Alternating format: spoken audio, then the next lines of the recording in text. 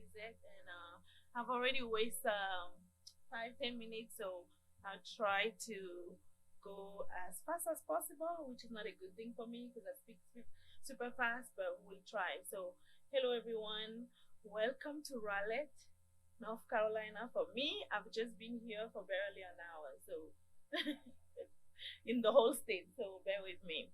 A little bit about me, since I didn't get a proper introduction. I'm an author, speaker, podcast host, social entrepreneur, woman confidence coach, software quality leader, and agile scrum coach, and a mom. So I wear a lot of hats. I have my own consultancy in engineering leadership. I coach women on leadership.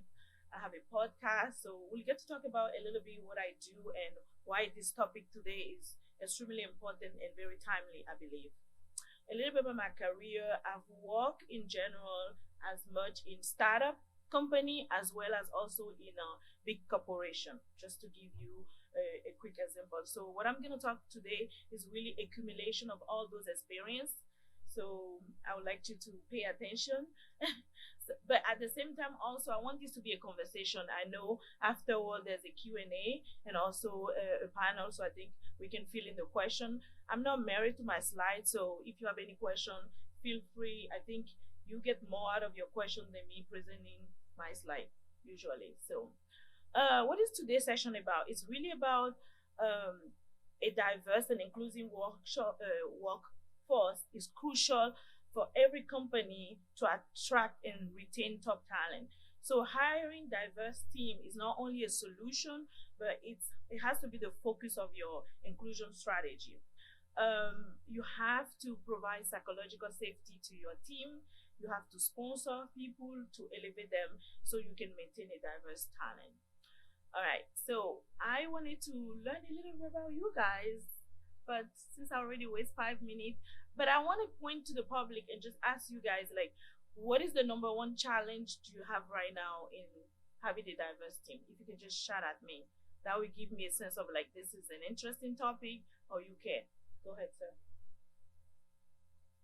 Okay, so software problem. Will you do accessibility? Yeah, totally. Yep, I agree. This side of the room, yeah. Yes. This side, humor me, please. Go ahead.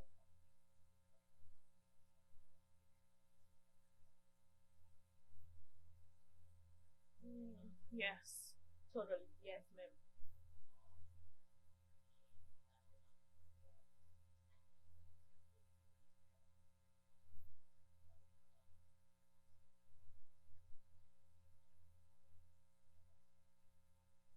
Okay.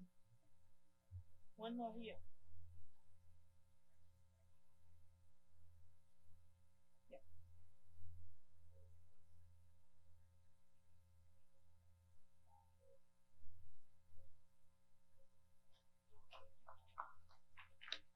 The end of the presentation. Okay. Go ahead. Yes.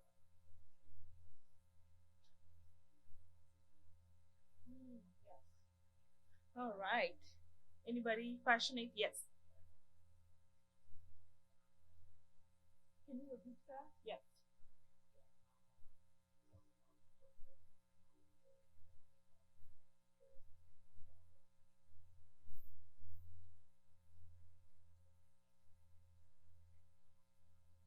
So we have a lot of challenge, as you can observe through the room. If I gave each of you guys a mic, you probably have like a challenge that you know of. So I always like to start with the stats. So I'm gonna run that over to you. African American make 11% of the workforce, but only 9% are in STEM worker. 17% of our Hispanic friends are in the workforce, but only 7% of them are in the STEM field. Ethnic minority face discrimination, bias, lack of mentorship opportunity in the STEM career pathway. Yes, yes, yes, yes. I've been an ethnic minority my whole life, so I can really say that's the truth. Black women consist of merely 2% of STEM workforce in the USA. Women of color face challenge in climbing the ladder due to systematic barrier and biases. Unconscious bias can influence hiring decision, performance evaluation, and day-to-day interaction. So this is all true. I see some of you guys shaking hand, waving. It's true. There's no question about that. Right. There's some stat on the hiring trend. 48% of women in STEM jobs report discrimination in the recruiting and hiring processes. Yep. Black and Hispanic women who major in computer science or engineering are less likely to be hired in a tech role. So we go to school, but we don't get a good recruiting experience later. And somebody say retention. So that's also that. What is the consequence? I mean, I do a whole 90-minute talk of the consequence, but I'll just give you like the quick splish. It has a psychological impact on people. There's a lot of stress. There's a lot of infertility. I mean, there's so many things that you go through because you live this experience in the workforce. Organizational, so you have the personal impact, but you also have the organizational impact. And for me, both are important, but I'm thinking if you are a business owner, you're losing talent on a daily basis because you're not able to nurture them in your organization. So there's also an organizational impact. What are the strategies that I want to offer you today quickly? Let's just start with reinventing your job description, because that's the first place people see your job description. I can read your job description online and just tell already if you are hiring me, if you are talking to me, because I'm not going to change myself to come to the organization.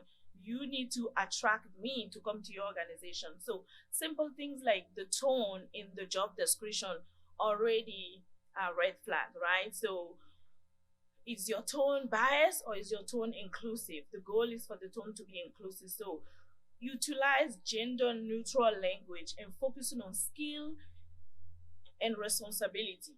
Try to be using words such as collaborative, result driven, instead of saying aggressive, because aggressive always sounds like it's male coded, and support, it sounds like it's a woman kind of job. So pay attention to that. Qualification criteria, nice to have, that's a biased kind of statement. Maybe you should say distinguish what is the must have versus what is the nice to have qualification, because we know that ethnic minority, especially women, out of 10 things that are on a job, we want to make sure that we meet all the 10, while male, they just want to meet 2 and then show up at the interview, right? So if we already know that as a fact, another thing that I learned a couple of years ago and I stopped doing, especially in the coding space, is those coding tests that we take people through. Not everybody like to be in a testing situation, that's just not a thing. So what worked for Bob is not going to work for like Angelica. It's just different. So if you want Angelica to come in your company, you have to like bend a little bit over for her and not expect the same coding kind of test. You can still assess their skill in a different way than just having a lazy coding test. That's what I call them. When my engineer are like, this is a test that I'm like, you are being lazy. Think about it a little bit more so you can get better candidates. Educating interviewer, right? This is my favorite part. If this was like an hour presentation, I'll actually show you what I do or show you like my template. There's an art to actually interview, and I think the gentleman here started, right? Who are the people that you bring? You should bring everybody in your team, the representative. Don't bring the one that can talk to people. Bring everybody, because that's actually the people that you're gonna be working with, collaborating in real life. So that's that. People also need to know what good look like in your company. That way, because it's a two-way street, the interviewing process, right? The candidate is interviewing you guys and you also interviewing them. Show your team member what is your goal, why is it important to have a diverse team? I'm a quality leader. I work in a company where we test application, we test hardware, we test software. And I always say, I want the folks that are testing to look at the people that will be using the product. So if I'm working at Apple, which I did, I want to make sure it's a team that is relevant to the general population. If I'm working in a robotic company, as I am currently, I want the factory, because it's people in the factory floor, the operator, that will be using IT too. So I want people that are thinking in that way, that are diverse, coming from a diverse background. That's really important. Fair interview practices, create a bulletproof interviewing score. I'm a mathematician, obviously, right? So I love scoring, scoring, scoring. So create a scoring. Don't just throw people in an interview and come back and say, what do you think? That's not a way to do it. You can have a scoring sheet that comes with the skill set that you demand on your job description, and create a scoring sheet with 1, 2, 3, 5 as a scoring, and you just give it to your folks that are interviewing and walk them through each of the skill sets. What are you expecting from the skill set? I want somebody that can code in C++. I want somebody that have Unix background. I want somebody that can work in an agile team. Like, explain to them. Don't go with the assumption that people know what you mean on your job, on your scoring sheet. Go through that with them, each people that's going to be in the interview panel, and incorporate consistency and process. So the same thing that you do with this team, you have to do with everybody. So that's what I do. When I have an interview season happening, I call a group of folks that I know. Maybe I have 2 different positions and I need is a group of 7 folks on the panel, right? Maybe 3 or 4. I make them go through like a 45-minute training with me where we're going through the job description, my goal, and the scoring sheet. And they ask me all kind of questions, and they all agree what good look like before they go meet the candidate. Because it's really important, because I don't want to do it afterward where they want to be arguing about this is what I see. We want to talk together and know what good look like from the beginning.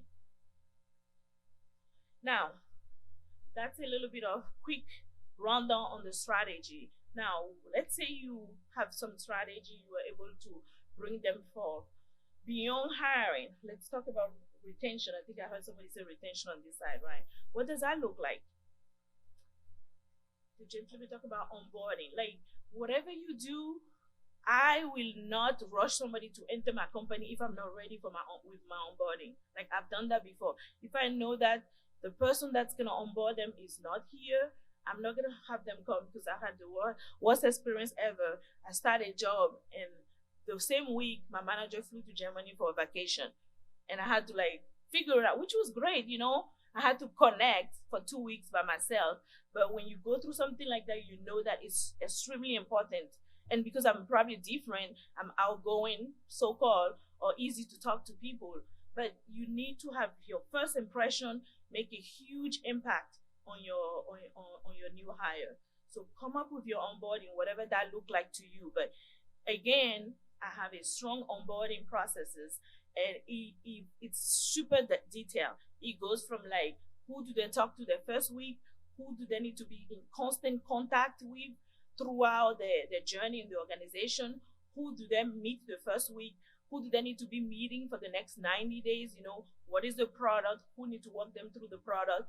And I also have an expectation for the person, right? So I have a document for the new hire, and I have a document for each of those folks. So you're the project manager for this project. I want you to walk them through, you know, our process, our different tooling. You know, if it's a DevOps guy, I want them to know all our tooling. So I create a comprehensive onboarding, you know, for both sides. So they have their own visual, and each of those people have their own visual. Even the meeting, when they're meeting, what they're going to talk about, I already put in the agenda for the person that is inside the company.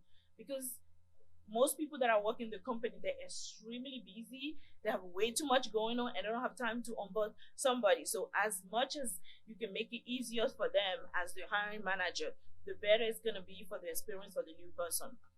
So you also have to introduce them to the culture, you know, and what are the values. So from an HR perspective, you have to work with your HR partner so that they know exactly what good look like, why the company is investing in them, what are the values, so that, and how do we show what good value look like in the company, so that we know 6 months later say, oh, this person is not a fit because they're not doing X, Y, and Z. But we never show them, like, especially now in a remote world.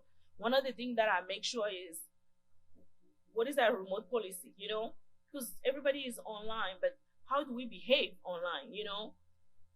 Do you email people at all times? Do you Slack people at all times? Is that acceptable? Because you don't know what is the past company used to do, but what do we do in this company, so that they know how to, you know, have the best behavior. I am not looking at the time. Okay. Thank you. Crafting an inclusive work environment, right? So I begin to talk about fostering psychological safety. So there's a whole thing. I did a whole podcast on the life cycle of Black women in corporate America, and if that is something you're interested, please go listen. It's very juicy because I split the bean on my own personal experience, and how I recover from the PTSD of being in corporate America. But what you have to know is the lack of psychological safety at the end of the day. The fact that people don't feel safe, the fact that people tend to code switch when they show up at work while they need to be their full self, even though company plaster and say, bring your whole self, but they're not ready to really have your whole self. Like if you really roll your whole self, they're not ready. So either you force them to accept you, but instead of it become like a tug of war, and they're like, oh, she talked with her finger, or she's too loud.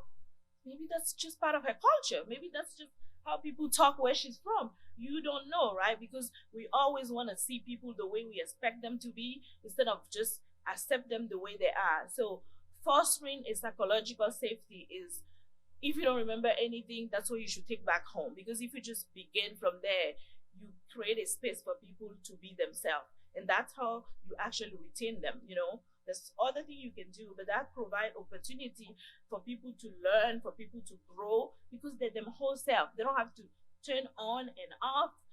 It's very tasking. It's very tiring to just go to office and be one persona and then go home and be another persona and so forth and so on. So create that psychological safety for people to be in your team. Simple retention strategy that you probably know of, but nurture and elevate diverse staff, right? So you have somebody in your team, you hire them, they're a rock star. Not only make them know they're a rock star, but allow other people to know that they're a rock star, because that's how they know that, okay, this company care about the rock star that are diverse, So it's just simple thing that you have to do. But the difficult one is sponsoring mentorship and create a career path, If you're a manager, you have to create a mentorship opportunity. You have to listen to your staff to know what is important for them, leaning into them so are you giving them everything that they need? When they come to you and say there's a problem, listen to what they're asking you, because that's how you're going to really create an opportunity for them in the organization. All right. How do we sustain an inclusion future? Because that's really what that's about. Every slide that I always have, presentation, culture matter. My favorite quote from Peter Drucker is, culture is strategy for breakfast. Everything that I just mentioned is not a one-time thing. So don't leave this conference, go back home and just do it November 17 and be done. This need to be like perpetuate everywhere in your organization. Because I work in an organization, I was part of an ERG in an organization where I had a direct contact with the CEO. The middle management was not doing what the CEO wants. So everybody needs to do it at every layer of the organization. So have a regular check and balance. Have an ongoing assessment of your hiring and retention strategy. You might say this sounds like an HR thing, but you can do it on your organization level. Because if you're hiring all the time and you have people, you want to make sure that are they getting everything that they want? Do an assessment, do a quick survey and just check on them and see how they're doing. That can be a good start. Get feedback from your diverse employee, because they're talking. They all have a Slack group where they're talking about everything that's not going well. So you just want to lean in so you can hear it and try to find a solution about it. Elevating diverse voice, right? As I mentioned, most organizations these days understand that having a employee resource group or inclusion council are super important. What is missing is giving them a voice, because sometimes they're just there in the sphere. We buy pizza, or we do some activity, or we bring them to conferences because we feel like we want to show that, okay, we are diverse, but do you really listen to them? Do you invest in them? That's really where it becomes super important. And as I mentioned, celebrate success story of your diverse employee. Now, there's a new thing that I'm really passionate about, data-driven diversity, because it's all about data. And for me, you can do everything if you're not tracking it. you're not doing anything. So data-driven diversity is really making sure that the outcome, come up with metrics, which I'm not going to tell you what today because it's a 30-minute talk.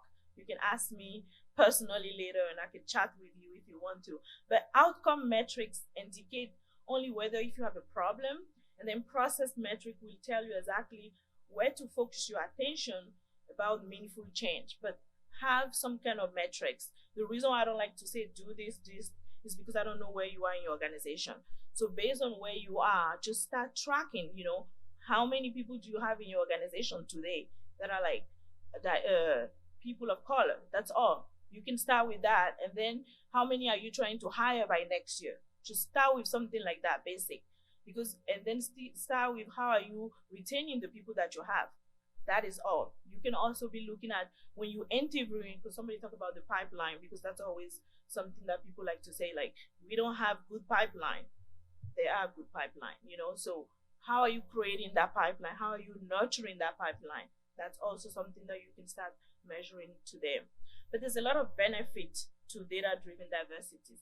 Obviously, enhance innovation, because then the more people that you have diverse in your organization, you have different voices, you have different thoughts that come that enhance innovation.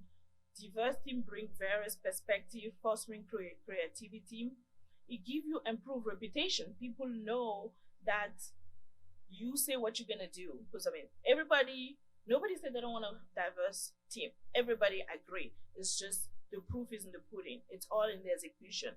So if your CEO of your company is saying that to get shareholder, but the proof is actually in the pudding, like we recognize that you have DEI effort and your clients are more attractive, potential employer are also attractive to you. When people come to conference like this, you bring your diverse team member, you shine light on them. People are like, okay, if they can do that, then I can be somebody that is interested to come work for your organization. It's that simple. All right, we got to the end. Thank you.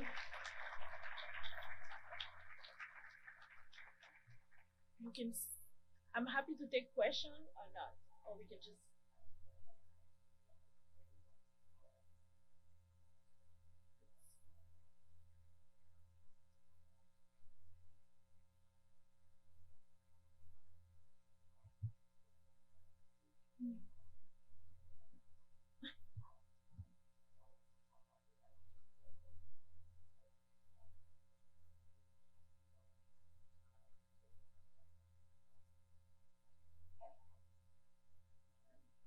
Yes. Okay. Oh, and just in time.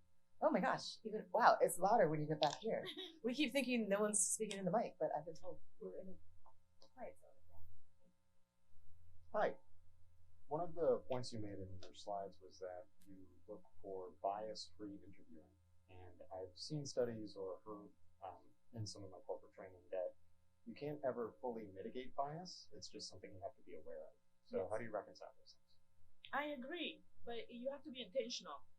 You have to be intentional when you come into the interview.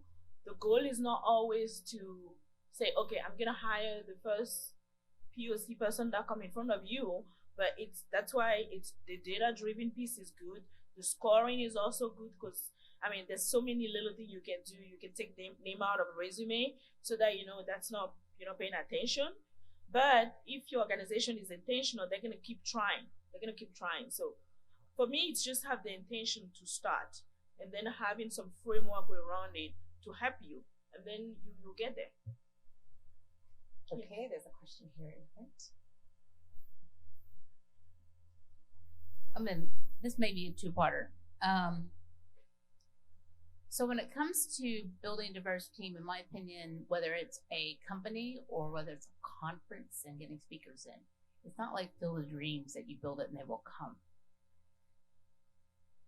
We need to be reaching out, right? How do we do that as a company, as a community, whatever, to reach out and actually, what are those spaces, or how do you attract a diverse pool of candidates? Yes. So it's two things. It's not just you need to attract and go find them, but you need to be in a posture where they feel like they can come to your space. That's the first thing, because you can have a website and have so many information, but if they're looking out, like I'm just looking out in, and they don't feel attracted, it doesn't matter how much investing you need to do, right? So first of all, you need to be in the posture of like, get yourself ready and open for that. But then you also have the other posture where you have to go look for them. So then it comes to like, what are the meetup? What are the conferences? There's some conferences that are just for people of color completely. So those are where you can also attend and then maybe see somebody speaking at those conferences, because that's where they feel foster and nurture. But then you call them in, you can also pull them in, right? And then when you're pulling them in, they can also looking in and say, I don't want to attend that because it doesn't sound like they need people like me. So I think it's a two-way street, two-way posture. First attract them, then go look for them. And hopefully it's gonna work in between. Other questions? Yes.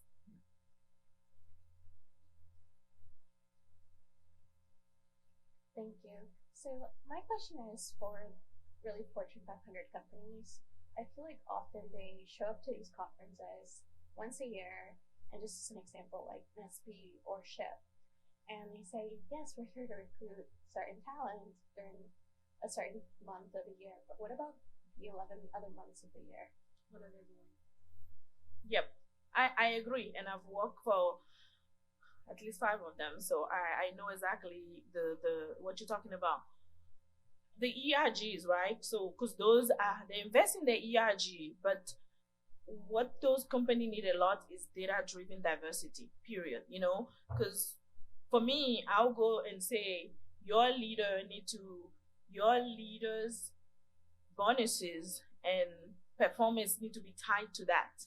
Just like, you have your performance is tied to, does the organization mean X, Y, and Z? Data-driven diversity need to be tied to that. You got to hit people where the money is. Once the performance is tied to that, then it becomes really something that is serious. That's really how an organization is going to say, we are serious. Because I've seen that happen in an organization where once you start telling your manager or your leaders that, okay, we need to change because our number doesn't look good, then they will start really paying attention. And the number is we're not talking about get to 50%. We're just saying maybe do 12. Maybe you are at 5 today, get to 6 this year. So it's a really change. Maybe it's a small change. So start there for those of you that are in 500 company. Somebody's back here. There's a lady back here. Okay, on the way. I also just noticed there's a swag table back here. Cisco and App Dynamics has got like really cool swag. If you haven't visited the table in the corner, please go visit our sponsors. Oh, what are some of your top tips for creating a sense of psychological safety in the event that you do hire someone and they're having troubles? Yes. Oh gosh, how long do we have? There's a whole but I think it start with, don't use the same technique for everyone in your team. Let's just say team first of all, right? I can close my laptop. Don't use the same technique. Try to learn about them. You have people that are neurodiverse, so they might have some challenge. You have somebody that is extremely passionate about something and they're not passionate about something else. So pay attention. What we get lazy as leaders is we just want to put a broad stroke on everyone, and that doesn't work. You have to look at everybody personally, intentionally, and understand what they need. I've worked in an organization where people don't talk, but then when they come in my meeting, they're telling me everything. And then everybody's like, how are you hearing this? Because I provide a space for them. And got another question here in the back. Hi, great talk. I'd really love to hear your opinion about over the last year or so, the huge reduction in force that's been happening across tech, and how data-wise we're seeing a lot of groups of underrepresented people mainly affected by those. How can we reconcile these things data-wise or otherwise with like leadership about how it's affecting our communities, a lot of layoffs that are happening? It's sad. That's the first part. It's really sad, and it's not new. It's always happened.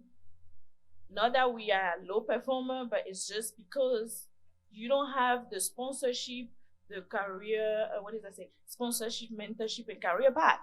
So when stuff happen in the company, you are usually the one that is already on the outskirt, and it's just easy to, move on. But guess what? If you have data-driven diversity, and whoever is making that decision, not only worry about just the final number that they have to give, because I've done a lot of layoff too, sadly, but just about the value that each people bring in the team and the reason that they're there and the skill and talent, that will have changed. It's because when they're making that decision, they just make one sweep decision, and they're not even using data to make that decision either, sadly. So again, it go back to, it might be I'm repeating myself, but data-driven diversity is what's gonna help a little bit. Okay, oh, awesome. The questions are coming in. Lisette is also going to be on the panel, so if we don't get to all the questions now, we will definitely get to them in the next and last session. Hey, yeah, that was a great talk. So when you talk about hiring, I think what you need to go back to is what is the pool of candidates out there, right? Especially what you're looking for is a diverse pool. So how do you increase the pipeline so that you get that enough people to choose from? Yes, so this is something that I've been doing for 20 years, 2 decades. When I was in college, I used to teach artificial intelligence and robotics to high school students. And since I'm from Africa, I partner with organization where I teach young women artificial intelligence and QA. I'm also doing a camp next summer. So that's how you build a pipeline. You start very, very young so that kids, no matter what race they are, in my opinion, are interested in STEM area. That's where you start. They're not all gonna do STEM stuff in the future, but you interest them. Because once you interest somebody, they will never leave it. It's light a bubble in them, right? And then they're gonna go, because people, if you go to like HBCU, they have great technology program. If you go to the NSB conference, or next week, I'm not gonna say another conference, but Afrotech is a conference where you will see so many talent. You will be like, no, this does not exist. But they're out there. It's just that it's not mainstream enough for Fortune 5 company to know about it, or for even your startup to know about it. So I no longer want to hear people say, where are the talent? Where do I find them? They do exist. We just need to lean in and go find them. The thing is, we have not believed that diversity is like a player. Diversity, having a diverse team will change how your organization, or 10x how your organization grow if you just lean in. I don't think everybody has agreed on that yet. That's my opinion. That is always a hot topic. It is not a pipeline problem. Seriously, we can discuss. Yes, right? Exactly. All right, one more question, and then we're going to reset for the panel. But I believe 2 of our panelists have just walked up. So give me a minute, but we'll take the last question from you. Hello. So I agree there is no lack we don't see any major issues in the pipeline. There's a lot of talent in all the places, in all the areas. But I am personally seeing, so like my organization is very committed for diversity. But what about the colleagues, the lower level employees who are contributing to this? Because I see when we talk about the diversity today, and you might have or you will have high performer diversity candidate or ERG candidate, but then their fellow colleagues may see their growth as the only reason is the diversity, or they are coming from URG group, which is creating another fiction at the development level or the developer side. What do you think about that? Are we contributing? We are trying to do the top model. We are trying to bring the diversity from the top, but at the bottom level, we are creating more friction. So the colleagues are not really helpful. They're thinking, okay, my growth is going to stop because she or he is growing faster than me because of so and so reason. Yes, I can see that, and there's several ways to see it, right? It's again, one, provide psychological safety to the other colleague. so that they don't see the diverse candidate or the diverse employee as a threat, or the rise of so and so as a threat. So we gotta also give psychological safety to them.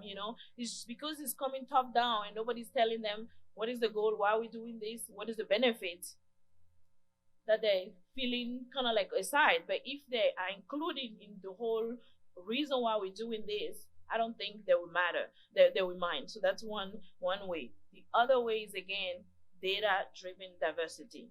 I might be repeating myself, but if there's a data that is showing that we are lacking, and because we are lacking, is our shareholder might not invest in us because we're lacking on this area, I think the employee will understand. Just like they understand that the stock needs to go up, or they understand that the revenue needs to go high. It's just another KPI that they need to understand need to go high. So they will embrace the idea as well. But I think providing them psychological safety and explaining them why we're doing that is also a different way to look at it. Don't know if it's a sufficient answer, but that's what I think. Thank you, everyone.